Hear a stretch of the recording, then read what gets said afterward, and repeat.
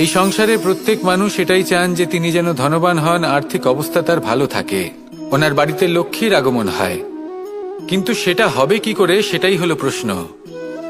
কেউ বলেন যে যদি পরিশ্রম করো তাহলে ধন অর্জন সম্ভব, কেউ বলেন যে যদি বিদ্যা লাভ হয় তবেই ধন অর্জন সম্ভব, কেউ বলেন যে যদি বলশালী হও তবেই সম্পন্ন থাকবে।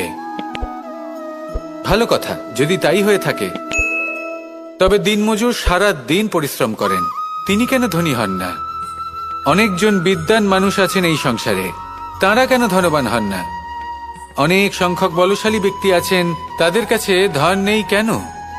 তাদের কেন ধনের অভাব হয়? আবার এমনও কিছু মানুষ আছেন যারা পরিশ্রম করেন, তারা দিনমজুর, কিন্তু তারা ধন অর্জন করতে পারেন। কিছু বিদ্বান ব্যক্তি আছেন যাদের কাছে অধিক মাত্রায় ধন রয়েছে। কয়েকজন বলশালী ব্যক্তি রয়েছেন যাদের কাছে ধনের কোনো অভাব নেই। এমন কেন হয় কিছু মানুষ এটা অর্জন করতে পারেন কিন্তু সবাই নয়? এমন কেন হয়?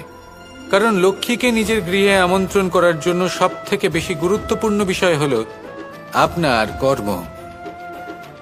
সৎকর্ম করতে থাকুন, পুণ্য করুন, তবেই গৃহে লক্ষ্মীর আগমন হবে। লক্ষ্মীর অনেক নামের মধ্যে একটি নাম হলো পুণ্য। তাহলে আগে এই পুণ্য অর্জন করুন, তবেই আপনি ধন অর্জন করতে পারবেন, তবেই লক্ষ্মী আপনার গৃহে আগমন করবে। আসুন আমার সাথে ভালোবেসে বলুন রাধা রাধা।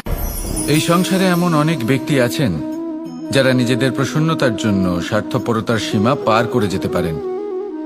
নিজে সুখ লাভ করার জন্য অন্যকে দুঃখ দিতে পারেন। ওনাদের কারোর প্রতি কোনো টান নেই, না সমাজের প্রতি, না আপনজনদের প্রতি, না ঈশ্বরের প্রতি। এবার দেখুন, মানুষ যদি কাউকে ভয় নাও পায়, তাও নিজের কর্মের কথা মনে করে অবশ্যই ভয় পাওয়া উচিত। কারণ আপনি যা কর্মই করুন তার ফল নিজে থেকে আপনার কাছে আসবেই, নিশ্চিত রূপে আসবে। তার থেকে আপনি পালাতে পারবেন না। কেউ নিজের কর্মফলের হাত থেকে বাঁচতে পারে না। স্বয়ং মহাদেবকেও ওনার কর্মফল ভোগ করতে হয়েছিল। উনি কিছু না ভেবেই ভস্মাসুরকে বর দিয়েছিলেন। তার পরিণামস্বরূপ যেটা হলো যে ওই ভস্মাসুর, যাকে মহাদেব বরদান করেছিলেন, তার হাত থেকে নিজের প্রাণ বাঁচিয়ে ওনাকে পালাতে হলো। এই সংসারে এমন কেউ নেই যে নিজের কর্মফলের হাত থেকে বাঁচতে পারে। সবসময় এটা ভেবে দেখুন যে কর্মটা আপনি করছেন সেটা শ্রেষ্ঠ কি না। এমন কর্ম করুন যেটা আপনাকে জীবনে এগিয়ে নিয়ে যাবে। নিজেকে সৎ পথে রাখুন, কিন্তু এটাও সুনিশ্চিত করুন যে জীবনে যে কর্ম আপনি করছেন তাতে অন্য ব্যক্তির উপর কি প্রভাব পড়ছে, তাতে উনি দুঃখ পাচ্ছেন না তো? যদি আপনি যা করছেন তাতে সবার মঙ্গল হয়ে থাকে, তাহলে আপনার কাউকে ভয় পাওয়ার কোনো প্রয়োজন নেই। না কালকে ভয় পাবেন, না মহাকালকে। আসুন আমার সাথে ভালোবেসে বলুন রাধা রাধা। আমরা সবাই জীবনে কামনা করি। কেউ ধন সম্পত্তির কামনা করি, কেউ ভালোবাসার, কেউ বন্ধুদের, কেউ নাম খ্যাতি আদি ইত্যাদি। এগুলো লাভ করার জন্য আমরা চেষ্টা করতে থাকি, পরিশ্রম করতে থাকি, কিছু সময় পরে অর্জনও করে ফেলি। কিন্তু সবকিছু অর্জন করার কিছু সময় পরে এরা রুষ্ট হয়ে যান, আমাদের থেকে দূরে চলে যান বা আমাদের থেকে কেড়ে নেওয়া হয়। এমনটা কেন হয়? এমনটা এই কারণে হয় কারণ মানুষের একটা দুর্বলতা আছে। কোনো কিছুই অর্জন করার পরে আস্তে আস্তে সে তার মূল্য, তার গুরুত্ব ভুলে যায়, তার জন্য চেষ্টা করা ছেড়ে দেয়। আর এটাই হলো সবথেকে বড় সমস্যা।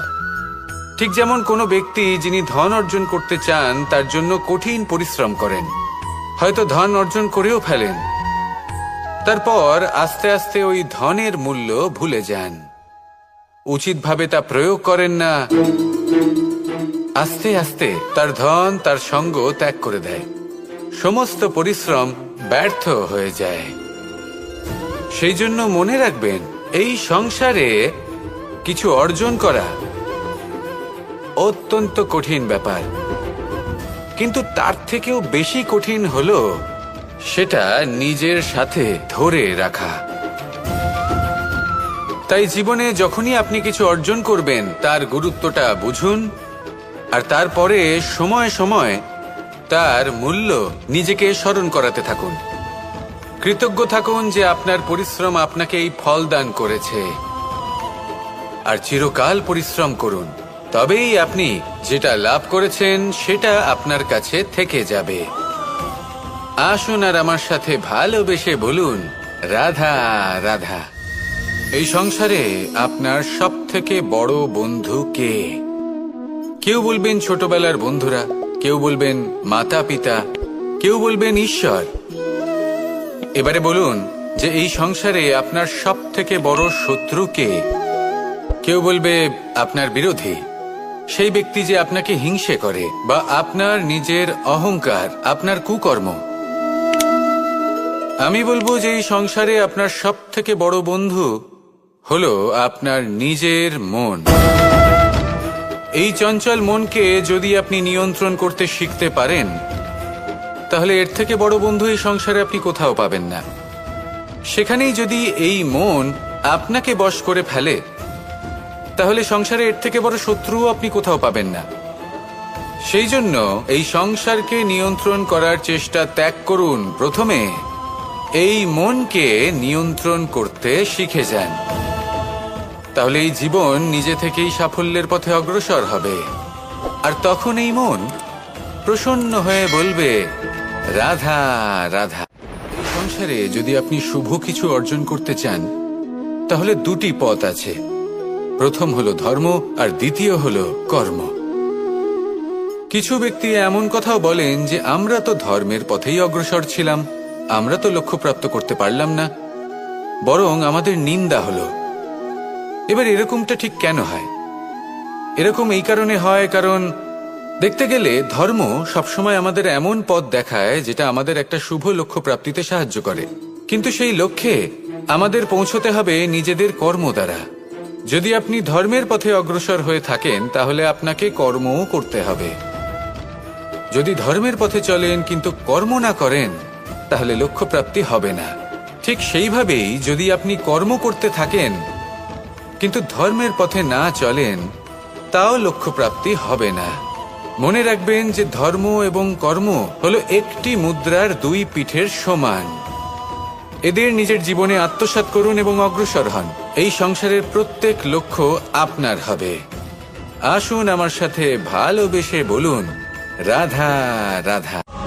প্রত্যেক মানুষ জীবনযাপন করেন, কিন্তু প্রত্যেক মানুষ বেঁচে থাকার রসদ জোগাড় করতে পারেন না। তাহলে কি করা যায়? জীবনের রসদ কিভাবে জোগাড় করা যায়? কিভাবে আমাদের চেষ্টা করে যাওয়া উচিত? আমাদের কি করা উচিত? কিছু কাজ আছে যেগুলো আপনাদের করতে হবে। সর্বপ্রথম, জীবনে যখনই কোনো সমস্যা আসবে, তখন নিরপেক্ষভাবে তার সম্মুখীন হন। তা সে যে সমস্যাই হোক, সেটা সমাধান করার জন্য আপনাকে শুভ পথ নির্বাচন করতেই হবে। তারপরে যদি আপনার হাতে কখনো ক্ষমতা আসে, সেই মুহূর্তে আরো বেশি বিনম্র থাকতে হবে। আপনি ধন অর্জন করলে তখন অহংকার জাগ্রত হতে দিলে চলবে না। আপনি যদি শক্তিশালী হয়ে ওঠেন, তাও অহংকার জাগ্রত হলে চলবে না। জীবনে যখনই ক্রোধ হবে, তখন নিজেকে নিয়ন্ত্রণ করুন আর ভেবে দেখুন যে যদি এই মুহূর্তে আপনি ক্রোধ দেখান, তাহলে তার পরিণাম কি হবে। এর ফলে কি কিছু শুভ ঘটনা ঘটবে নাকি অশুভ কিছু ঘটবে? শুধু এই কটা কাজ নিজেদের জীবনে আত্মসাৎ করুন, জীবন যাপন অত্যন্ত সহজ হয়ে যাবে। আসুন আমার সাথে ভালোবেসে বলুন, রাধা রাধা। ক্রোধ এ হলো এই সংসারের সব থেকে ঘাতক আবেগ। এই আবেগ আগুনের সমান। যদি কোনো ব্যক্তির মনে জাগ্রত হয়, তাহলে সামনের ব্যক্তিকে ভস্ম করার আগে সেই আগুন সেই ক্রুদ্ধ ব্যক্তিকেই ভস্ম করে দেয়। সেই জন্য এই ক্রোধকে নিজের থেকে দূরে রাখা অত্যন্ত আবশ্যক। কিন্তু তার অর্থ এটা নয় যে সেই রাগের কোনো মূল্য নেই। আজ্ঞে হ্যাঁ, কখনো কখনো জীবনে এই ক্রোধের বহিঃপ্রকাশ অত্যন্ত প্রয়োজনীয়।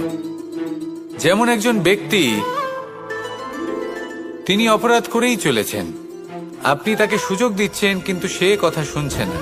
সে এই বিভ্রান্তি নিয়ে জীবন অতিবাহিত করছে যে সে যেটা করছে সেটাই হলো উচিত, আর এটাই ভেবে সে অধর্মের পথে অগ্রসর হচ্ছে। এমন একটা সময় ক্রোধের বহিঃপ্রকাশ অত্যন্ত প্রয়োজনীয়। যেমন শ্রীরাম ক্রুদ্ধ হয়েছিলেন, উনি অগ্নিবাণ সাধন করেছিলেন সাগরের প্রতি, কারণ সাগর নিজের অহংকারে মত্ত হয়ে কিছুতেই শ্রীরামকে লঙ্কা পর্যন্ত পৌঁছানোর পথ খুঁজে দিচ্ছিল না। যখন শ্রীরাম ক্রুদ্ধ হলেন তখন সাগর ওনাকে পথ দেখালো। ক্রোধ প্রকাশ করুন, কিন্তু উচিত সময়, উচিত পরিস্থিতিতে, উচিত মাত্রাতে। আর কখনোই এই ক্রোধের আবেগ যেন আপনাকে নিয়ন্ত্রণ না করতে পারে। আসুন আমার সাথে ভালোবেসে বলুন, রাধা রাধা। সব থেকে শক্তিশালী শব্দ হলো নীরবতা এবং প্রসন্নতা। এই দুটি সব থেকে বেশি কঠিনও। এবার আপনি বলবেন, এতে কঠিনের কি আছে? না, ক্ষেত্র বিশেষে নিজে নীরব থাকা হলো অত্যন্ত কঠিন। আর তার থেকেও বেশি কঠিন হলো বিকট পরিস্থিতিতে নিজেকে প্রসন্ন রাখা। কিন্তু যদি আপনি এটা শিখে যান, তাহলে এই নীরবতাই আপনাকে জীবনে অনেক বড় বড় সমস্যার হাত থেকে বাঁচাবে। এই প্রসন্নতা আপনাকে বিকটতর পরিস্থিতি থেকে বেরিয়ে আসতে শক্তি যোগাবে। তাই এই গুণ আত্মসাৎ করুন আর আমার সাথে ভালোবেসে বলুন, রাধা রাধা। গীতা আর আমি। চিরকাল বলা হয় কর্ম করো, কর্ম করতে থাকো। কিন্তু শুধুমাত্র কর্ম করাটাই পর্যাপ্ত নয়। কর্ম কিভাবে করা হচ্ছে, কোন দিশায় করা হচ্ছে সেটা বুঝতে পারাটাও অত্যন্ত আবশ্যক। ভাগ্যের ভরসায় থাকবেন না। ভাগ্যের দ্বার যদি বন্ধ থাকে তাহলে নিজের কর্ম দ্বারা আপনি সেই দ্বার খুলে দিতে পারেন। এবার আপনার পথে যদি কোনো বড় পাহাড় চলে আসে, তাহলে আপনি কি করবেন? ভাগ্যের ভরসায় বসে থেকে হাহাকার করলে তো হবে না। ভাববেন যে আমার ভাগ্যে এটা লেখা আছে, তাই এই সমস্যা নিজে থেকেই পথ থেকে সরে যাবে। না, আপনাকে কর্ম করতে হবে। নিজের কর্মের দ্বারা এমন কোলাহলের সৃষ্টি করুন যাতে ভাগ্য নিজেই আপনার জন্য সেই দ্বার খুলে দেয়। কর্মের কোলাহল কিছুটা এমন হওয়া উচিত যে সেই বাধা যেন আপনার কোলাহল শুনে নিজে থেকেই আপনার পথ থেকে সরে যায়। কর্ম করুন, কিন্তু এটা ভেবে কর্ম করুন যে কিভাবে আপনি কর্ম করছেন, কোন দিশাতে আপনি কর্ম করছেন। দিশাহীনভাবে আপনি যতই কর্ম করুন না কেন, কোনো লাভ হবে না। কখনো সৌভাগ্য লাভ করতে পারবেন না। কর্ম করুন, বুঝে শুনে করুন, আর আমার সাথে ভালোবেসে বলুন, রাধা রাধা। জীবনে যখনই আমরা কোনো বিশেষ মানুষের সাথে পরিচিত হই, তখন তার ব্যক্তিত্বের বিষয়ে আমাদের একটি নিজস্ব দৃষ্টিভঙ্গি তৈরি হয়। তা সে ভালো হোক বা মন্দ, আমরা নিজেদের দৃষ্টিভঙ্গি, নিজেদের ধারণা বানিয়ে ফেলি। কিন্তু আপনি কি নিশ্চিত রূপে বলতে পারেন যে এই যে আপনার দৃষ্টিভঙ্গি, সেটাই সেই ব্যক্তির পূর্ণ সত্য, সেই ব্যক্তি সত্যিই সেরকমই? না, আপনি সেরকম বলতে পারেন না। কারণ যে কোনো মানুষের একটি চরিত্র, একটি ব্যক্তিত্ব অনেক বছর ধরে তৈরি হয়, অসংখ্য অভিজ্ঞতা লাভ করার পরে তৈরি হয়। আপনি একদিনে বুঝতে পারবেন না যে সেই ব্যক্তি কেমন। এই ভুলটাই বেশিরভাগ মানুষ করে ফেলেন। কিন্তু যদি সত্যি কোনো মানুষকে বুঝতে চান, তাহলে একটু সময় দেওয়া খুব প্রয়োজন। সবার আগে প্রথম আলাপে সেই ব্যক্তি তো এটাই বোঝাবে যে সে কতটা শ্রেষ্ঠ, কিন্তু সে কতটা গুণী বা কতটা অপগুণী, এটা বোঝার জন্য আপনাকে সেই ব্যক্তির কাছাকাছি থাকতে হবে। তিনি কতটা অহংকারী বা কতটা সজ্জন, সেটা বোঝার জন্য আপনাকে সেই ব্যক্তিকে সম্মান দিয়ে দেখতে হবে। সেই ব্যক্তি কতটা লোভী বা কতটা সরল, সেটা বোঝার জন্য তাকে ধন দিয়ে দেখতে হবে। সেই ব্যক্তির কতগুলো খারাপ গুণ আছে, সেটা বোঝার জন্য সেই ব্যক্তিকে স্বাধীনতা দিয়ে দেখতে হবে। তবেই তাকে আপনি বুঝতে পারবেন। যে কোনো মানুষকে বোঝা, তার ব্যক্তিত্ব বুঝে ওঠা এতটা সহজ কাজ নয়। যতক্ষণ কোনো ব্যক্তির ব্যক্তিত্ব সম্পর্কে স্পষ্ট ধারণা না হয়, ততক্ষণ সেই ব্যক্তির সাথে সম্পর্কে অগ্রসর হওয়া উচিত হবে না। আসুন আমার সাথে ভালোবেসে বলুন, রাধা রাধা। আমরা সবাই জীবন সুখ আর শান্তিপূর্বক অতিবাহিত করতে চাই। আমরা সবাই এটাই চাই যে আমরা সবাই স্বাধীন থাকব, আর এই স্বাধীনভাবেই আমরা জীবনে অগ্রসর হব। আর যখন কোনো ব্যক্তি আমাদের এইসব কিছু করতে বাধা দেন তখন আমরা তার উপর রুষ্ট হই, কিন্তু সত্যিটা ঠিক এর বিপরীত। কখনো কখনো এই ব্যক্তি অজান্তেই আমাদের এটা ভাবতে বাধ্য করে দেয় যে আমরা যেটা করছি সেটা কোথাও অনুচিত নয়। তো জীবনে অগ্রসর হতে হতে, সুখ খুঁজতে খুঁজতে, স্বাধীনতা খুঁজতে খুঁজতে আমরা অনুচিত কিছু করছি না তো? এটা বোঝা অত্যন্ত প্রয়োজনীয়। আর এটাই আমরা বুঝবো একটা উদাহরণ দ্বারা। কখনো কোনো উপবনে যাবেন আর গিয়ে ওখানকার মালিকে দেখবেন কি করে। কিছু সময় অন্তর ও ঘাস আর আগাছা কেটে পরিষ্কার করে। আর এরকমটা কেন করে? সে নিজেই তা রোপণ করে, নিজেই পরিশ্রম করে, আর তারপর নিজের পরিশ্রমকে কেটে ফেলার কি অর্থ হতে পারে? এরকমটা সে কেন করে? এরকম সে করে যাতে ঘাস এবং চারা সবাইকে নিয়ন্ত্রণে রাখতে পারে, আর সেই উপবনকে সে সুন্দর এবং মনোগ্রাহী করে রাখতে পারে। এটাই হলো ওর উদ্দেশ্য। এবার ভাবুন যে সেই ব্যক্তি আপনার জীবনে সেই কাজটাই করছে। আপনার জীবনে সে মালি হয়ে আসে আর কোনো শুল্ক ছাড়াই আপনাকে সে আরো উত্তম ব্যক্তি করে তুলছে।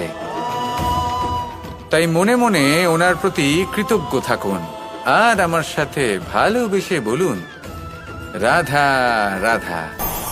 আমাদের জীবন হলো একটি যাত্রাপথ, একটি প্রতিযোগিতা। আর এই প্রতিযোগিতায় এগিয়ে থাকার জন্য, জয়লাভ করার জন্য আমরা সবাই কোনো না কোনো সাহায্য খুঁজি। কেউ ঈশ্বরের শরণে যান, কেউ গুরুর কাছে যান, কেউ মাতা পিতার কাছে যান, আবার কেউ যোগ্য বন্ধু নির্বাচন করে নেন। আর হ্যাঁ, এনারা সবাই আপনাকে জীবনে অগ্রসর হওয়ার পথে সাহায্য করতে পারেন। কিন্তু এমন একজন ব্যক্তি আছেন এই সংসারে, যিনি এই সংসারে আপনাকে সবার আগে নিয়ে যেতে পারেন। আর সেই ব্যক্তি হলেন স্বয়ং আপনি, আর কেউ নয়। অর্থাৎ আপনি যদি চেষ্টা করেন, পরিশ্রম করেন, তাহলে আপনার বন্ধু, আপনার বান্ধব, আপনার পরিবার, আপনার গুরু আপনাকে সাহায্য করতে পারে, আপনাকে আরো অনেক বেশি প্রদান করতে পারে। কিন্তু যদি আপনার চেতনাই না থাকে, তাহলে কেউ আপনাকে এগিয়ে নিয়ে যেতে পারবে না। যেমন ছোট্ট একটা বালক যে সবেমাত্র হাঁটতে শিখছে, প্রথমে সে হামাগুড়ি দিয়ে চলতে চেষ্টা করে। তার মাতা পিতা তাকে দেখে খুব আনন্দ পান, তাকে উৎসাহও দেন। সেই ছোট বালক দাঁড়াতে চেষ্টা করে, হাঁটতে চেষ্টা করে, আবার পড়ে যায়, আবার উঠে দাঁড়ায়, আবার চেষ্টা করে, আবার পড়ে যায়। আর ভবিষ্যতে গিয়ে সে হাঁটতেও শিখে যায়, আবার দৌড়তেও শিখে যায়। এই সংসারে আপনি যে কর্মই করতে চান না কেন, যে স্বপ্নই আপনি পূর্ণ করতে চান না কেন, সেটা আরম্ভ হবে আপনাকে দিয়ে, আপনার কর্ম দ্বারা। তাই কর্ম করতে শুরু করুন। বাইরে থেকে সাহায্য পেতেই পারেন, তা সদ্ব্যবহার করুন আর আমার সাথে ভালোবেসে বলুন, রাধা রাধা। জ্ঞান। এই সংসারের, এই জীবনের আধার হলো জ্ঞান। আমরা সবাই জ্ঞান লাভ করতে চাই, সামনে অগ্রসর হতে চাই। কারণ আমাদের লক্ষ্য পূরণ করাই হোক, আমাদের পথ খোঁজাই হোক, বা যে কোনো কাজ হোক, এই জ্ঞান আমাদের সাহায্য করে। এই জ্ঞান অত্যন্ত আবশ্যক। কিন্তু অনেক মানুষ এটা বুঝতেই পারেন না যে জ্ঞান কিভাবে অর্জন করা যেতে পারে, কিভাবে এই জ্ঞান লাভ করা সম্ভব হতে পারে, কি কর্ম করতে হবে, কোনটা ভাবতে হবে। ওনারা না রীতি জানেন, না নীতি জানেন। সেই জন্য ওনাদের জীবনে জ্ঞান আসে না, তাই দুঃখী হয়ে পড়েন। আর এখানে বলি, দুঃখ পাওয়ার কোনো কারণ নেই। আপনার জীবনে জ্ঞান আসেনি, এটা কোনো লজ্জার বিষয় নয়। লজ্জার বিষয় হলো এটা যে জ্ঞান লাভের জন্য আপনি প্রস্তুতি নন, আপনি তৎপর নন, আপনি চেষ্টাই করছেন না। অজ্ঞানী হওয়া কোনো খারাপ বিষয় নয়, কিন্তু জ্ঞান লাভের পিপাসা না থাকা, এটা হলো সবথেকে বড় দোষ।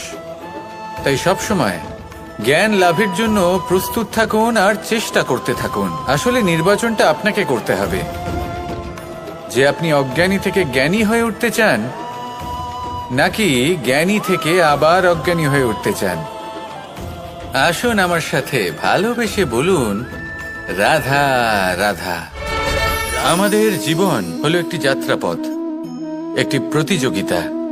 আর এই প্রতিযোগিতায় এগিয়ে থাকার জন্য, জয়লাভ করার জন্য আমরা সবাই কোনো না কোনো সাহায্য খুঁজি। কেউ ঈশ্বরের শরণে যান, কেউ গুরুর কাছে যান, কেউ মাতা পিতার কাছে যান, আবার কেউ যোগ্য বন্ধু নির্বাচন করে নেন। আর হ্যাঁ, এনারা সবাই আপনাকে জীবনে অগ্রসর হওয়ার পথে সাহায্য করতে পারেন। কিন্তু এমন একজন ব্যক্তি আছেন এই সংসারে, যিনি এই সংসারে আপনাকে সবার আগে নিয়ে যেতে পারেন। আর সেই ব্যক্তি হলেন স্বয়ং আপনি, আর কেউ নয়। অর্থাৎ আপনি যদি চেষ্টা করেন, পরিশ্রম করেন, তাহলে আপনার বন্ধু, আপনার বান্ধব, আপনার পরিবার, আপনার গুরু আপনাকে সাহায্য করতে পারে, আপনাকে আরো অনেক বেশি প্রদান করতে পারে। কিন্তু যদি আপনার চেতনাই না থাকে, তাহলে কেউ আপনাকে এগিয়ে নিয়ে যেতে পারবে না। যেমন ছোট্ট একটা বালক যে সবেমাত্র হাঁটতে শিখছে, প্রথমে সে হামাগুড়ি দিয়ে চলতে চেষ্টা করে। তার মাতা পিতা তাকে দেখে খুব আনন্দ পান, তাকে উৎসাহও দেন। সেই ছোট বালক দাঁড়াতে চেষ্টা করে, হাঁটতে চেষ্টা করে, আবার পড়ে যায়, আবার উঠে দাঁড়ায়, আবার চেষ্টা করে, আবার পড়ে যায়। আর ভবিষ্যতে গিয়ে সে হাঁটতেও শিখে যায়, আবার দৌড়তেও শিখে যায়। এই সংসারে আপনি যে কর্মই করতে চান না কেন, যে স্বপ্নই আপনি পূর্ণ করতে চান না কেন, সেটা আরম্ভ হবে আপনাকে দিয়ে, আপনার কর্ম দ্বারা। তাই কর্ম করতে শুরু করুন। বাইরে থেকে সাহায্য পেতেই পারেন, তা সদ্ব্যবহার করুন আর আমার সাথে ভালোবেসে বলুন রাধা রাধা। গঙ্গা ভারতের সবথেকে শক্তিশালী নদী, এমন একটি নদী যে নিজেই হলো একটি ইতিহাস। কিন্তু কখনো ভেবেছেন যে এই গঙ্গা নদীর প্রবাহ যখন গঙ্গোত্রী থেকে শুরু হয়, তখন তার উৎপত্তি কিভাবে হয়? হিমবাহ যখন গলে যায়, তখন একটি ফোঁটার জন্ম হয়। সেই ফোঁটাগুলোর সাথে আরো কিছু ফোঁটা যুক্ত হয়, তারপরে একটি ছোট ধারা উৎপন্ন হয়, সেটা বইতে থাকে। এর পরবর্তীতে আরো অনেক ধারা আরো অনেক ফোঁটার সাথে যুক্ত হয়ে যায়, আর অবশেষে একটা মহান বিশাল ধারা জন্ম নেয়, যাকে আমরা মহানদী গঙ্গা বলি। সেই জন্য এই কথা বলা হয়েছে যে একটি পাথর দিয়ে প্রাচীর বানানো যায় না। মহানদী গঙ্গা আসলে কি, যদি ভালোভাবে ভেবে দেখেন, তবে এ হলো অগুন্তি জলের ফোঁটার মিশ্রণ, যেটা আরম্ভ হয় একটি ফোঁটা দ্বারা। একটি ফোঁটা যা এদের সকলকে নিজের অন্তরে সমাহিত করে নেয় এবং এমন একটি যাত্রা শুরু করে যা পরবর্তীতে মহানদী গঙ্গার রূপ ধারণ করে। এর থেকে আমরা কি শিক্ষা পাই? এটাই যে জীবনে শুধুমাত্র পরিশ্রম এবং সমস্যার সম্মুখীন হওয়াটাই পর্যাপ্ত নয়, সেটা তো সকলকেই করতে হয়। প্রয়োজন হলো সারল্য। সারল্য দ্বারা সবাইকে নিজের অন্তরে সমাহিত করে নিতে হবে, তাদের সাথে চলতে হবে, অনেককে এক করে তুলতে হবে। এই প্রবৃত্তি যদি আপনি নিজের অন্তরে জাগ্রত করেন, তাহলে আপনিও গঙ্গার মতো মহান হয়ে উঠবেন। আসুন আমার সাথে ভালোবেসে বলুন রাধা রাধা। যখনই আমরা মহাদেবের কথা স্মরণ করি বা ওনাকে পুজো করি, তখন আমরা বলে থাকি হর হর মহাদেব। কিন্তু এই গৌরব আরেকজন দেবীও লাভ করেছেন, দেবী গঙ্গা। যখন আমরা গঙ্গা নদীতে প্রবেশ করি, সেই জলকে হাতে নিয়ে আমরা বলি হর হর গঙ্গা। ভেবে দেখুন, ভারতে এবং এই সংসারে এত সংখ্যক নদী রয়েছে, কিন্তু এই গৌরব, এই সম্মান, এই মহানুভবতা শুধুমাত্র দেবী গঙ্গাই লাভ করেছেন। এমন কেন? কারণ দেবী গঙ্গা যে স্থান থেকে প্রবাহিত হতে শুরু করেন, সেই স্থান থেকেই এই সংসারের সিঞ্চন শুরু হয়ে থাকে। নিজের সঞ্জীবনী শক্তি দ্বারা উনি এই সংসারের মঙ্গল করেন। মানুষের অন্তরের সেই পাপ, নেতিবাচক বোধ, সেই মালিন্য উনি নিজের অন্তরে সমাহিত করেন, সেই মানুষের শুদ্ধিকরণ করেন, আর তার বদলে কিছুই চান না। ঠিক সেভাবেই আমাদের জীবনে এমন কিছু মানুষ আছেন, যদি আমরা তাদের সাহায্য করতে পারি, বিপদ থেকে বেরিয়ে আসার জন্য তাদের প্রেরণা যোগাতে পারি, ওনাদের শক্তি প্রদান করতে পারি, ওনাদের দুঃখ ও যন্ত্রণা আমরা হরণ করতে পারি, আর তার বদলে কিছুই না চাই, তাহলে আমরাও মহান হওয়ার পথে অগ্রসর হয়ে যেতে পারি। হয়তো সেই দিন সকলে আমাদের জয় জয়কার নাও করতে পারেন, কিন্তু সেই দিন আমরা হর হর মহাদেব, হর হর গঙ্গা, এই দুই কথার সার অবশ্যই বুঝতে পারবো। আসুন আর আমার সাথে ভালোবেসে বলুন, রাধা রাধা। মন্দিরে যখনই কোনো ব্যক্তি গিয়ে মন্দিরের ঘন্টা বাজান, তখন সেই ধ্বনি শুনে তিনি উপলব্ধি করেন যে ওনার মন শান্ত হচ্ছে। কিন্তু যদি উনি এই ঘন্টা না বাজান তাহলে কিন্তু কোনো স্বর উৎপন্ন হবে না। যখন সেটা স্থির থাকে তখন কোনো স্বর উৎপন্ন হয় না। যখন আমরা তাকে আন্দোলিত করি তখন তার অনুনাদ ঘটায়, ক্রমে অনুরণন ঘটে, আর তারপর এমন ধ্বনি উৎপন্ন হয় যা আমাদের আত্মা পর্যন্ত পৌঁছয় আর মনকে শান্ত করে দেয়। এর থেকে আমরা কি শিক্ষা পাই? এটাই, যদি আপনারা জীবনে আবদ্ধ তাহলে থামবেন না, স্থির হয়ে থাকবেন না, চলতে থাকুন, চেষ্টা করতে থাকুন, কখনো থামবেন না। একটা উদাহরণ দিই, কোনো ব্যক্তি পরিবারের বন্ধনে আবদ্ধ, কেউ কর্মের বন্ধনে, কেউ বা মোহর বন্ধনে। যদি আপনি আবদ্ধ থাকেন আর যদি সেই বন্ধন থেকে বেরিয়েও আসতে পারছেন না, তখনও চেষ্টা করতে থাকুন। লক্ষ্যে যদি পৌঁছতে নাও পারেন তাও চেষ্টা করতে থাকুন। কিছু না হলেও আপনি একটি মন্দিরের ঘন্টার মতো অন্য কোনো ব্যক্তিকে তার লক্ষ্যে পৌঁছে দেওয়ার কাজটা অবশ্যই করতে পারবেন। জীবনে কিছু শুভ কাজ করতে পারেন, অন্য কারোর মঙ্গল করতে পারেন, তাকে প্রেরণা প্রদান করতে পারেন। যদি আপনি চেষ্টা চালিয়ে যান জীবনে কখনোই ব্যর্থ হবেন না। তাহলে এভাবেই চেষ্টা করতে থাকুন আর আমার সাথে ভালোবেসে বলুন, রাধা রাধা। মানুষের সব থেকে বড় পুঁজি কি? তার সব থেকে বড় শক্তি কি? আমি যখন এই প্রশ্নটা করি তখন কিছু মানুষ বলেন মানুষের বল, তার ধন, তার জ্ঞান, তার বন্ধু, এরাই মানুষের শক্তি। তারপর আমি জিজ্ঞেস করি মানুষের সব থেকে বড় দুর্বলতা কি? তখন তারা আমাকে বলেন সেই বল, জ্ঞান, মিত্র, এই সব কিছু হারিয়ে ফেলার ভয়। এই সংসারে এমন একটা আবেগ রয়েছে যা আপনার সব থেকে বড় শক্তিও হয়ে উঠতে পারে, আবার সব থেকে বড় দুর্বলতাও হয়ে উঠতে পারে। আর এই আবেগের নাম হলো বিশ্বাস। এই বিশ্বাস এতটাই শক্তিশালী যে সংসারের সব থেকে শক্তিশালী শিকলও একে বেঁধে রাখতে পারে না, সব থেকে উঁচু দেয়ালও একে বাধা দিতে পারে না। এই শক্তিশালী বিশ্বাস আপনার কাছে কখন ঘাতক প্রমাণিত হতে পারে? যখন আপনি অন্যের উপর আস্থা রাখেন এবং এতটাই বিশ্বাস করেন যে আপনি নিজেকে হীনমন্য করে তোলেন। আপনার জীবন শুধুই অন্যের উপর ভরসা করে নির্ভরশীল হয়ে পড়ে। বিশ্বাস অবশ্যই করুন, কিন্তু সর্বপ্রথম নিজের উপর আস্থা রাখুন। তবেই এই বিশ্বাস আপনার শক্তির বৃদ্ধি ঘটাবে। তখন এই বিশ্বাস আপনাকে বল, সম্পত্তি, জ্ঞান, বন্ধু সব কিছুই অর্জন করতে সাহায্য করবে।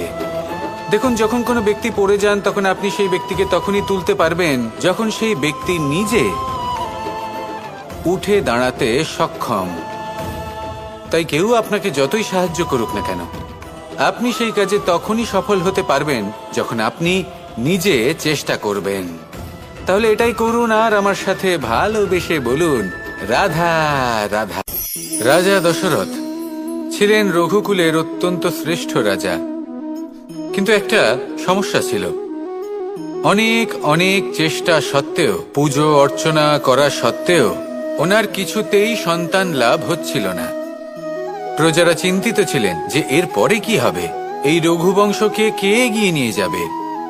কিন্তু রাজা দশরথ এই চিন্তা থেকে মুক্ত ছিলেন, কারণ ওনার শ্রবণ কুমারের অন্ধ মাতা পিতার দেওয়া সেই অভিশাপের কথা মনে ছিল।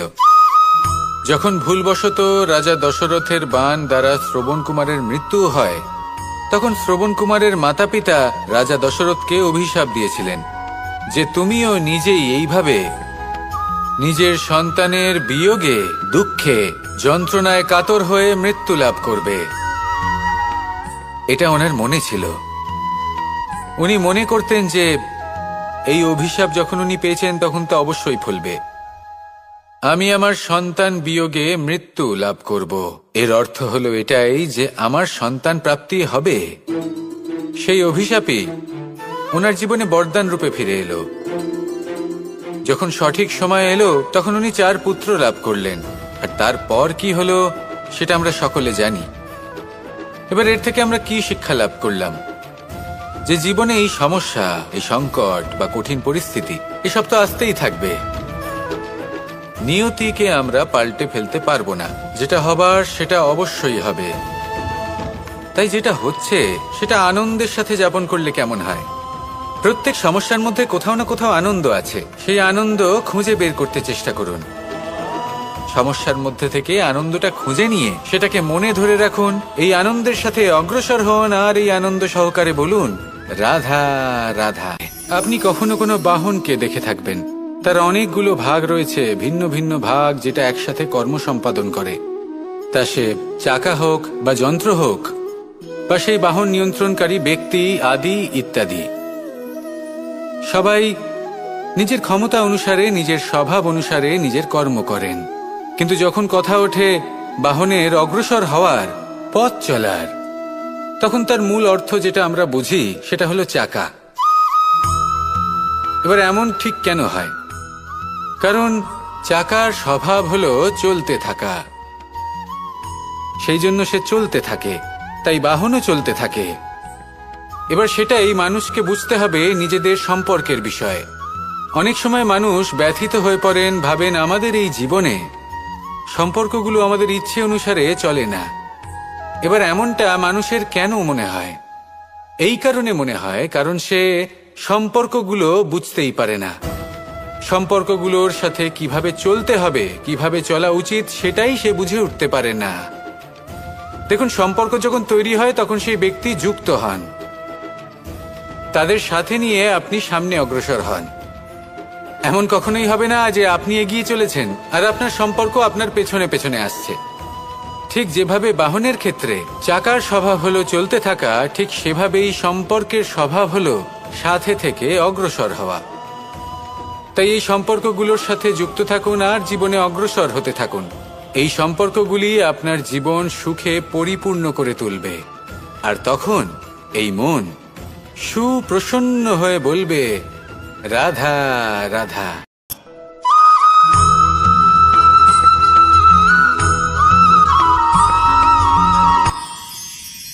মানুষ তার জীবনে দুই ধরনের পরিস্থিতিকে খুব ভয় পায়। এক, কোনো কারণবশত কারোর সামনে নত হওয়া। দুই, কোনো কারণে নিজের চরিত্র থেকে, নিজের মূল্যবোধ থেকে বিচ্যুত হওয়া। এবার কেন হয় এরকম যে কথায় কথায় কারোর সামনে নত হতে হয়? কেন বারংবার নিজের চরিত্র থেকে চ্যুত হতে হয়? এরকম কেন হয়? এটা তখনই হয় যখন আমাদের শিক্ষা এবং মূল্যবোধের অভাব থাকে। যদি মানুষের মধ্যে প্রকৃত শিক্ষা থাকে তাহলে এই সংসারে কোনো সময় এবং কারোর সামনেই নত হওয়ার কোনো প্রয়োজন নেই। যদি মানুষের মধ্যে মূল্যবোধ থাকে তাহলে তাকে নিজের মূল্যবোধ বা চরিত্র থেকে বিচ্যুত হতে হয় না, তা সে যাই হয়ে যাক না কেন। কোনো বালককে যদি জন্ম থেকেই সুশিক্ষার অধিকারী করা হয়, শিক্ষিত করা হয়, মূল্যবোধের অধিকারী করা হয়, তবে সে এই সংসারে এমন কর্ম করবে যাতে সে নিজেকে, নিজের পরিবারকে, সমগ্র সমাজকে গর্বিত করতে পারে। শিক্ষা লাভ করুন, মূল্যবোধ লাভ করুন এবং আমার সাথে ভালোবেসে বলুন রাধা রাধা।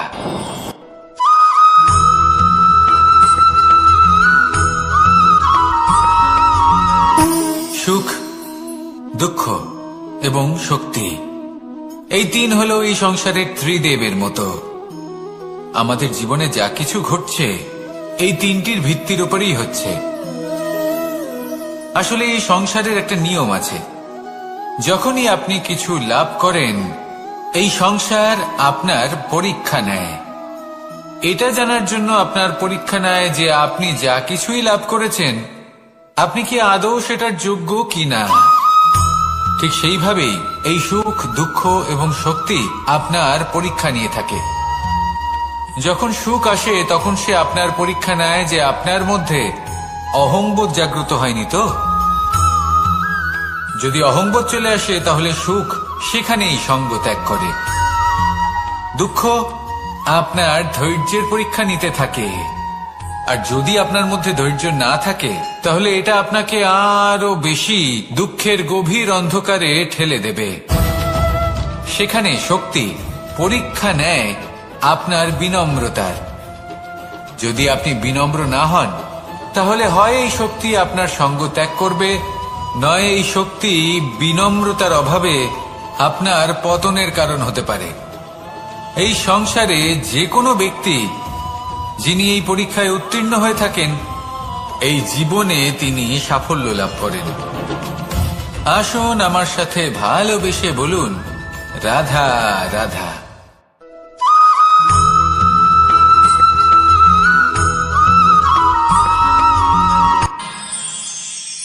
আমরা সবাই সূর্যকে সম্মান কেন করি? কারণ আমরা জানি যে সন্ধেবেলা যখন সূর্যাস্ত হবে, তখন শুধুমাত্র অন্ধকার বাকি থাকবে। ঠিক কিছুটা এরকমই হয় আমাদের মাতা পিতাও, যিনি আমাদের জন্ম দেন, আমাদের ভরণ পোষণ করেন, আমাদের বড় করেন, আমাদের প্রেম প্রদান করেন। কখনো কখনো তাদের মুখ থেকে কটু কথা নিঃসৃত হয়, আমাদের দুঃখ হয়, কিন্তু তখন আমাদের এটা বোঝা উচিত এগুলি নিঃসৃত হচ্ছে আমাদেরই মঙ্গলের জন্য। যেমন সূর্যদেব, উনিও উত্তাপ দিয়ে থাকেন আমাদেরই মঙ্গলের জন্য, যাতে ফসল পাকতে পারে, যাতে জল বাষ্প হয়ে মেঘ হতে পারে, বৃষ্টি হতে পারে, আর এই সংসারে নিরন্তর জলের প্রবাহ থাকে। আমাদের মাতা পিতা, তাদের কঠোর আচরণ, তাদের কঠোর অনুশাসনের পেছনে লুকিয়ে থাকে ওনাদের ভালোবাসা। আমাদের তা বুঝতে হবে, সসম্মানে ওনাদের গ্রহণ করতে হবে। কারণ ঠিক সূর্যাস্তের পরে যেমন চতুর্দিক অন্ধকারচ্ছন্ন হয়ে যায়, তেমনি আমাদের জীবন থেকে যখন আমাদের মাতা পিতা চলে যায়, তখন আমাদের জীবনেও শুধু এবং শুধুমাত্র অন্ধকারই ছেয়ে থাকে। সেই জন্য নিজের মাতা পিতাকে সম্মান করুন, ওনাদের ভালোবাসা প্রদান করুন।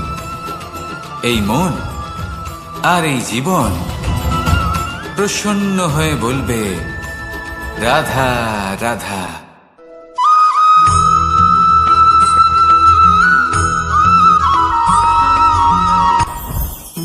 জীবনে কিছু শেখা অত্যন্ত গুরুত্বপূর্ণ।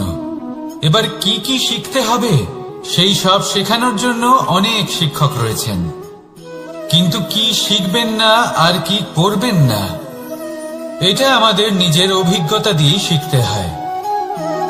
কিন্তু তার মানে এটা নয় যে যদি আপনাকে শিখতে হয় যে আগুনের তাপ কতটা, আপনাকে আগুনের মধ্যে হাত দিতে হবে।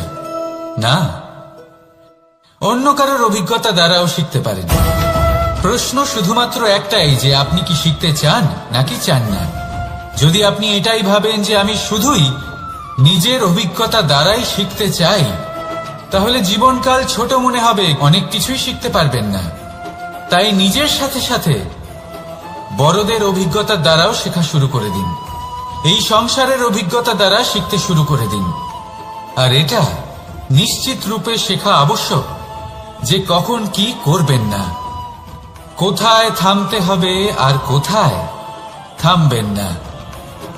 তাহলে আসুন আর আমার সাথে ভালোবেসে বলুন, রাধা রাধা।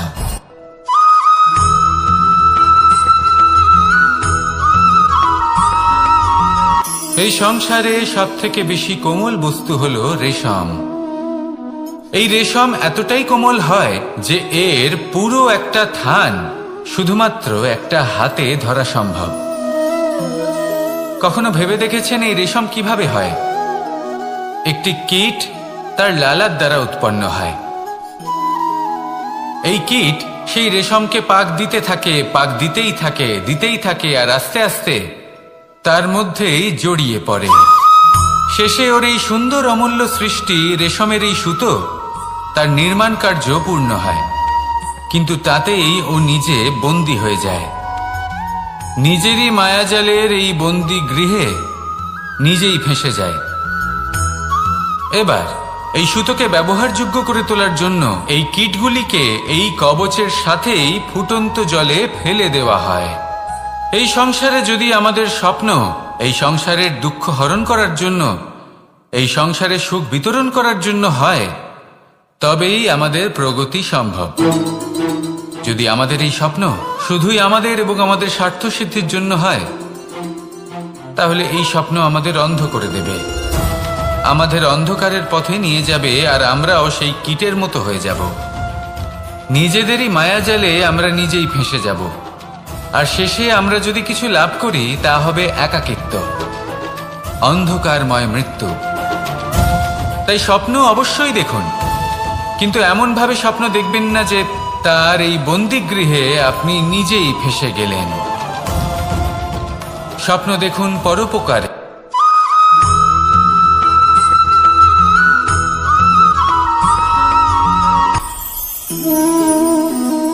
শক্তি এক অত্যন্ত বিচিত্র বস্তু, বা বলতে পারেন অনুভূতি। পিতা সবসময় চান যেন তিনি তার শক্তি পুত্রকে। আসুন আপনাকে সহজে বোঝাই। যদি আপনি সুপাত্র হন আর আপনাকে শক্তি দেওয়া হয়, তাহলে আপনি সেই শক্তির গুরুত্ব বুঝবেন, কোথায় সেই শক্তি প্রয়োগ করা উচিত সেটা বুঝবেন। আর এটা যেহেতু অর্জন করা শক্তি হবে, সেই শক্তির অপব্যবহার হবে না।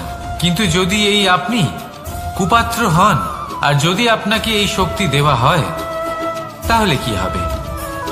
দেখতে গেলে এই শক্তি আপনি দান হিসেবে পেয়েছেন, তাই না আপনি এই শক্তির গুরুত্ব বুঝবেন আর না এর প্রয়োগ আপনি জানবেন। তার অপব্যবহার হওয়া সুনিশ্চিত। তাই যদি আপনি কোনো শক্তি অর্জন করতে চান, তাহলে আগে তার যোগ্য হয়ে উঠুন, পুত্র নয় পাত্র হয়ে উঠুন। আর আমার সাথে ভালোবেসে বলুন, রাধা রাধা।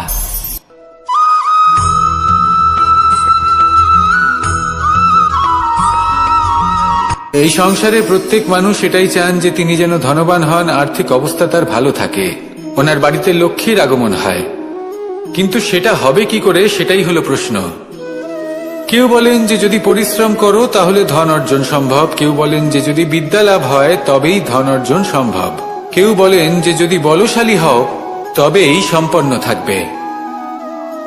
ভালো কথা, যদি তাই হয়ে থাকে, তবে দিনমজুর সারা দিন পরিশ্রম করেন, তিনি কেন ধনী হন না? অনেকজন বিদ্বান মানুষ আছেন এই সংসারে, তারা কেন ধনবান হন না? অনেক সংখ্যক বলশালী ব্যক্তি আছেন, তাদের কাছে ধন নেই কেন? তাদের কেন ধনের অভাব হয়? আবার এমনও কিছু মানুষ আছেন যারা পরিশ্রম করেন, তারা দিনমজুর, কিন্তু তারা ধন অর্জন করতে পারেন। কিছু বিদ্বান ব্যক্তি আছেন যাদের কাছে অধিক মাত্রায় ধন রয়েছে, কয়েকজন বলশালী ব্যক্তি রয়েছেন যাদের কাছে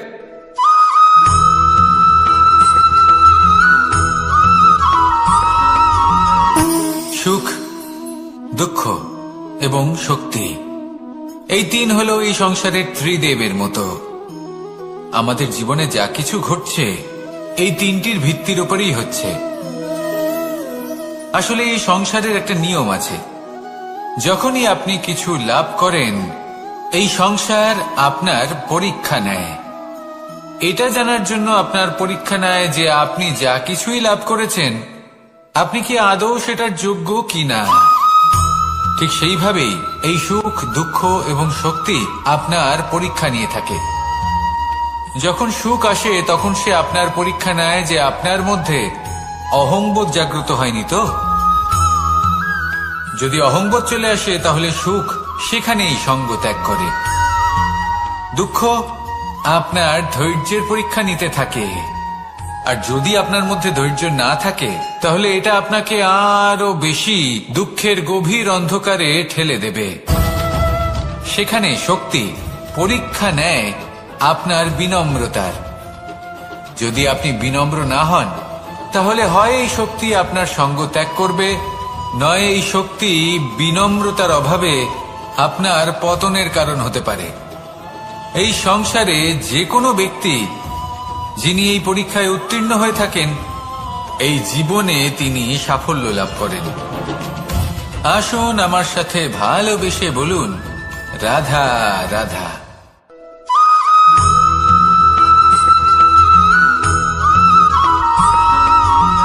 পঞ্চতত্ত্বের মধ্যে দ্বিতীয় তত্ত্ব হল ধরণী, ভূমি, যাকে আমরা ধরণী মাতা বলি। এই ধরণী ধৈর্য ধারণ করে, আর এর উপরেই আমাদের সমগ্র সংসার নির্ভরশীল। কারণ এই ভূমি সহ্য ক্ষমতা রাখে, এর সহ্য ক্ষমতা হল অপরিসীম। সন্তান যতই আঘাত প্রদান করুক না কেন, প্রেম পূর্বক সহ্য করে আর তার বদলে অমূল্য রত্ন প্রদান করে।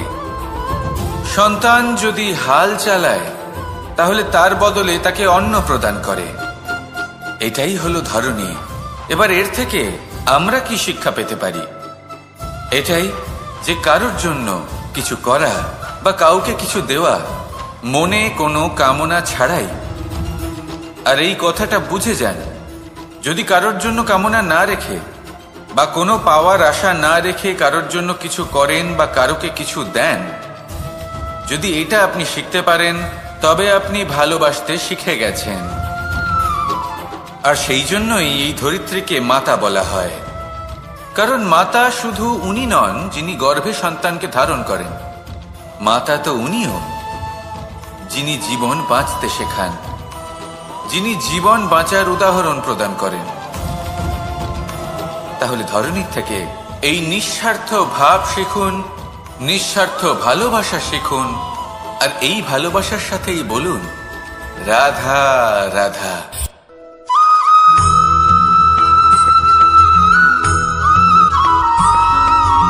মানুষ জন্মগ্রহণ করে, তার সাথে ভয়েরও জন্ম হয়। ছোটবেলা থেকেই আমাদের মনে কোনো না কোনো প্রকারের ভয় থেকেই যায়। কেউ এই বিষয়ে ভয় পায় যে তার কোনো বস্তু তার থেকে দূরে চলে যাবে, কেউ এই বিষয়ে ভয় পায় যে আমি নিজেকে হারিয়ে ফেলব, কেউ এই ভেবে ভয় পায় যে আমার প্রিয়জনেরা তারা যেন আমার থেকে দূরে না চলে যায়, কেউ এই ভেবে ভয় পায় যে আমরা যেন পথ না হারিয়ে ফেলি, আদি ইত্যাদি। কিন্তু সত্যি কথা বলতে ভেবে দেখুন এই ভয় বাস্তবে কি? শুধুই একটা মনস্থিতি, আর কিছুই নয়। যা কিছু আপনি জীবনে পেয়েছেন তা একদিন আপনাকে হারাতে হবে। এই জীবন হলো আপনারই, কিন্তু তাও একদিন সমাপ্ত হবে। তাই ভয় পেয়ে কি লাভ? এই ভয় শুধু আপনাকে জীবন যাপন করা থেকে বাধা দিচ্ছে, আর কিচ্ছু নয়। পথ হারিয়ে ফেললেই বুঝতে পারবেন যে নতুন পথ কিভাবে বানাতে হয়। কিছু মানুষকে জীবন থেকে হারালে তবেই আপনি বুঝবেন যে আপনার আপনজনকে। এই ভয়ের কারণে ভীত হয়ে থাকবেন না। এই তারা নক্ষত্র অন্ধকারের অভাবে গুরুত্ব হারায়।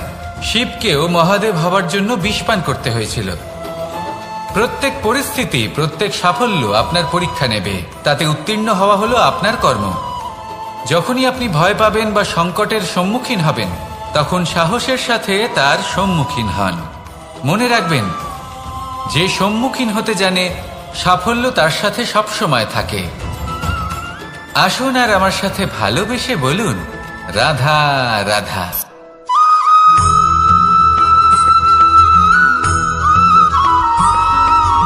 জীবনে অগ্রসর হওয়ার জন্য আমাদের কাকে প্রয়োজন হয়? মাতা পিতা, বন্ধু, প্রেম, সাহায্য, অর্থ, পরিশ্রম, আশা। ভিন্ন ভিন্ন মানুষ ভিন্ন ভিন্ন বিকল্প চয়ন করে। যদি আমি আপনাকে বলি তাহলে জয় আর পরাজয়ের মন্ত্র দুটো শব্দের উপর নির্ভর করে, মেনে নেওয়া আর দৃঢ় হওয়া। যদি মেনে নেন তাহলে হেরে যাবেন, যদি দৃঢ় হন তাহলে নিশ্চিত রূপে জয়ী হবেন। যদি কখনো আপনি ক্লান্ত হয়ে ওঠেন, আপনি দুঃখী হন, পুরোপুরি ভেঙে পড়েছেন, তখন মেনে নেবেন না যে আপনি ভেঙে পড়েছেন, নয়তো হেরে যাবেন। তখন উল্টে স্থির করবেন যে যাই হয়ে যাক না কেন আমি জয়ী হবই। আর আপনি দেখবেন যে জয় নিশ্চিত রূপে আপনার কাছেই আসবে। তাহলে এই কথা মনে রাখবেন আর আমার সাথে ভালোবেসে বলবেন রাধা রাধা।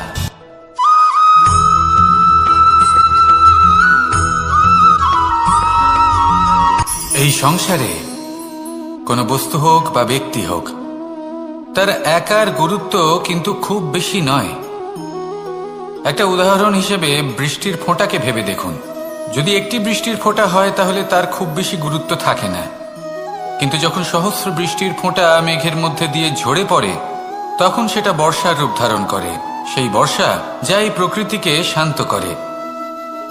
সেইভাবেই পাথরের ছোট টুকরো, তার খুব বেশি গুরুত্ব থাকে না, কিন্তু যখন অসংখ্য পাথরের টুকরো একত্রিত হয় তখন তা পর্বতের আকার ধারণ করে। সেইভাবেই কিছু মানুষ যখন একত্রিত হন তখন তৈরি হয় পরিবার, কিছু পরিবার যখন একত্রিত হয় তখন তৈরি হয় সমাজ, যখন অনেক সংখ্যক সমাজ একত্রিত হয় তখন তৈরি হয় রাজ্য। এবার এই রাজ্যের সব থেকে গুরুত্বপূর্ণ ব্যক্তি হতে পারেন রাজা, কিন্তু তাও সেই রাজা একা কিছু করতে পারেন না। যুদ্ধ লড়ার সময় তারও নিজের সৈন্যদলকে প্রয়োজন পড়ে। কিন্তু এই সংসারে এমন একজন ব্যক্তি আছেন যিনি একাই সব কাজ করতে থাকেন, এবং সেই ব্যক্তি হলেন মা। আমাদের জীবনে একজন পিতার ভূমিকা কিন্তু নিঃসন্দেহে অমূল্য, কিন্তু আমাদের সকলের জীবনে যে ভূমিকা একজন মায়ের তা অন্য কারোর থাকে না। একজন মা একাই সন্তানকে বড় করতে পারেন, সংস্কারী করে তুলতে পারেন, তার জন্য পরিশ্রম করেন। আর এত কিছু কাজ করার পরেও তার কাজের জন্য তিনি প্রশংসা অবশ্য পান না। উল্টে যদি সেই সন্তান অনুচিত পথে চালিত হয়, অনুচিত কর্ম করে, তখন সেই মাকেই অপবাদের পাত্র হয়ে উঠতে হয়। আমাদের জীবনে মায়ের যোগদান কতটা সেটা বুঝুন। আপনাকে বড় করে তোলার জন্য উনি কতটা পরিশ্রম করেছেন সেটা বুঝুন। আজ থেকে, এখন থেকে, এই মুহূর্ত থেকে মাকে সম্মান করতে শিখুন। যখন সময় পাবেন, যখন সুযোগ হবে, তখন তার প্রশংসা করুন, ওনারও ভালো লাগবে। আর মায়ের এই মমতার জন্য, তার এই ভূমিকার জন্য আসুন সবাই মিলে আমরা তাকে প্রণাম করি, আর সকলে মিলে ভালোবেসে বলি, রাধা রাধা।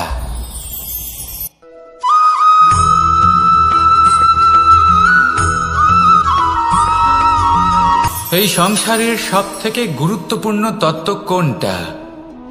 প্রথম হলো সময়।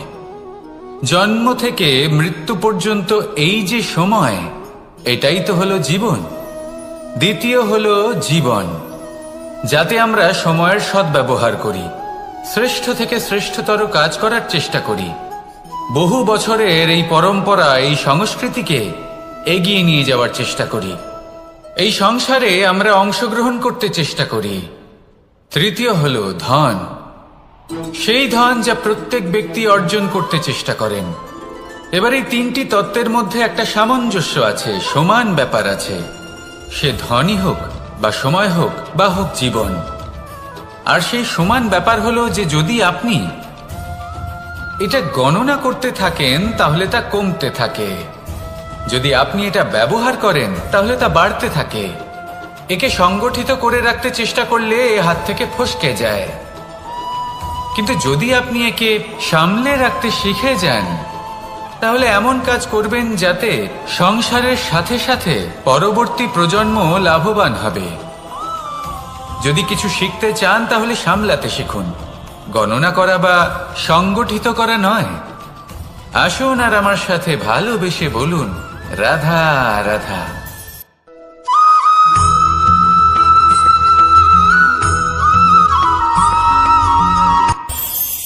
এই সংসারে আমরা প্রকাশ কোথা থেকে পাই? এর উত্তর বড়ই সরল। ভোরে যখন সূর্যোদয় হয় তখন প্রকাশের কিরণ আমাদের ঘরে এসে পৌঁছয়, এইভাবেই আমরা প্রকাশ লাভ করি। এবার এই প্রকাশের আলোতেই আমরা সারাদিনের কাজ সম্পন্ন করি। সন্ধে হয়ে যায়, সূর্যাস্ত হয়ে যায়, আর আমাদের ঘর যাতে অন্ধকার না হয় তার জন্য আমরা একটা প্রদীপ প্রজ্বলিত করি। এটাই ঘটে আমাদের জীবনেও। এবার প্রবাহমান আয়ুর সাথে আমরা আমাদের অন্তরে যদি একটা প্রদীপ প্রজ্বলিত করে নিই তাহলে বিষয়টাই অন্যরকম হবে। এবার আপনি বলবেন কোন প্রকাশের কথা বলছি যা আমাদের অন্তরে জাগ্রত করা সম্ভব? আমাদের আত্মার মাঝে প্রেমের প্রকাশ জাগ্রত করার কথা বলছি, কারণ আমাদের এই জীবন এও হলো দিনের আলোর মতো। আজ প্রকাশ আছে, কিন্তু কোনোদিন অবশ্যই অস্ত হবে। কিন্তু অস্ত হবার আগে যদি আমরা আমাদের আত্মার মাঝে প্রেমের এই প্রকাশ উজ্জ্বলিত করে নিই তাহলে আমাদের সন্ধ্যাকালও আমরা আনন্দে এবং প্রেমে যাপন করব। তাহলে আসুন আর আমার সাথে ভালোবেসে বলুন, রাধা রাধা।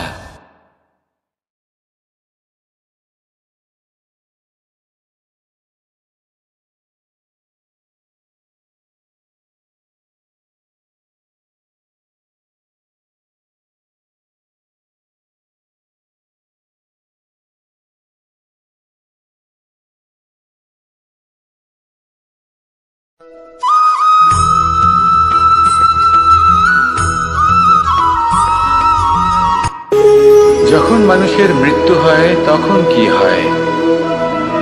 অনেক সংখ্যক মানুষ শোক পালন করতে চলে আসেন।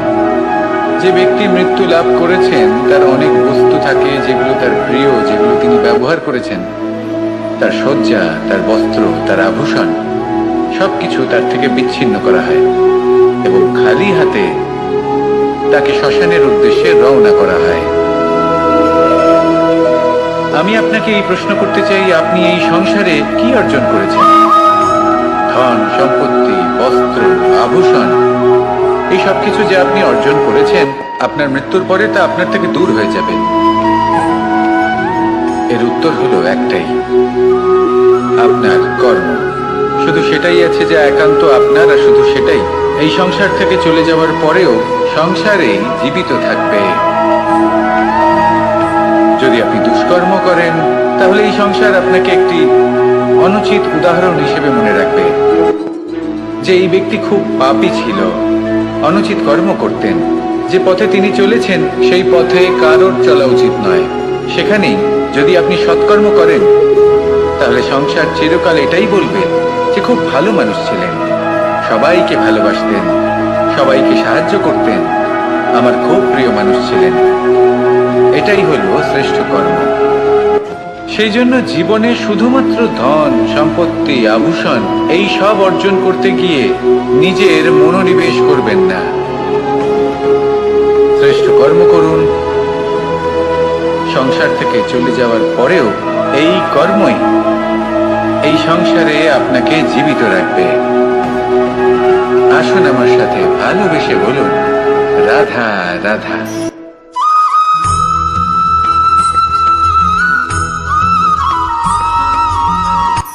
এই সংসারে সাফল্য লাভ করার জন্য জ্ঞানের প্রয়োজন হয়, পরিশ্রমের প্রয়োজন হয়, দৃঢ় নিষ্ঠার প্রয়োজন হয়, নিরন্তর চেষ্টা করা প্রয়োজনীয়।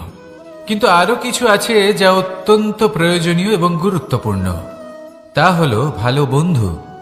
তাদের থাকা অত্যন্ত প্রয়োজনীয়। যদি ভালো বন্ধু থাকে তাহলে সময় এলে তারা ঢাল হয়ে আপনাকে সুরক্ষা করবেন। সময় এলে অস্ত্রের মতো শত্রুকে সংহারও করবেন। যদি তিনি জ্ঞানী হন, তাদের মধ্যে সদ্গুণ থাকে, তাহলে এই সব গুণ আপনার মধ্যেও প্রবেশ করবে। তাহলে সাফল্যের জন্য ভালো বন্ধু পাওয়া অত্যন্ত প্রয়োজনীয়। কিন্তু শুধু বন্ধু কেন, ভালো শত্রুও থাকা প্রয়োজনীয়। এবার আপনি ভাববেন, আমি কি বললাম?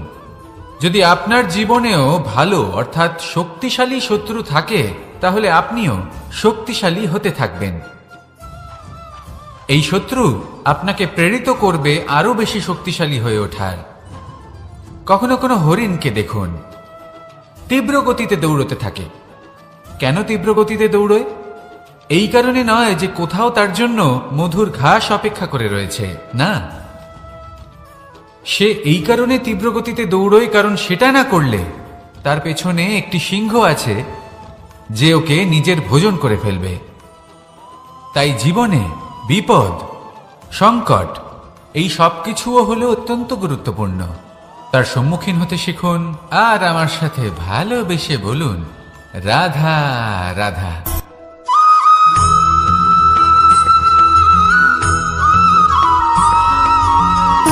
সুখ, দুঃখ এবং শক্তি, এই তিন হলো এই সংসারের ত্রিদেবের মতো। আমাদের জীবনে যা কিছু ঘটছে এই তিনটির ভিত্তির উপরেই হচ্ছে। আসলে এই সংসারের একটা নিয়ম আছে, যখনই আপনি কিছু লাভ করেন এই সংসার আপনার পরীক্ষা নেয়।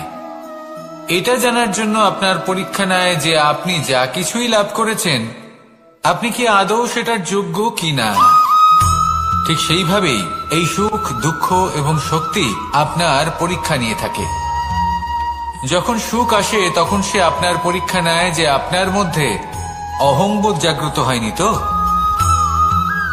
যদি অহংবোধ চলে আসে তাহলে সুখ সেখানেই সঙ্গ ত্যাগ করে।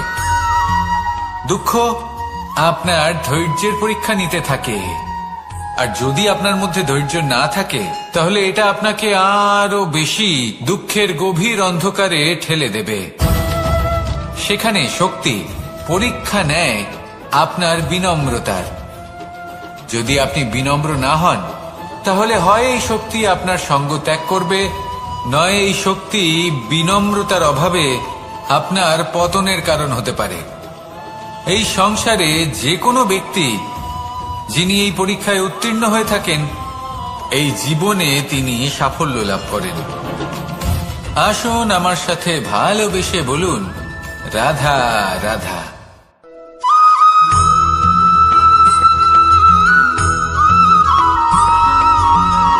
পুরুষার্থ। শাস্ত্রে 4 ধরনের পুরুষার্থের কথা বলা হয়েছে। প্রথম হলো ধর্ম। আপনি কি জানেন এই ধর্ম আসলে কি? আপনার কি মনে হয় ধর্ম আসলে কি? কোনো বিশেষ ঈশ্বরকে মানা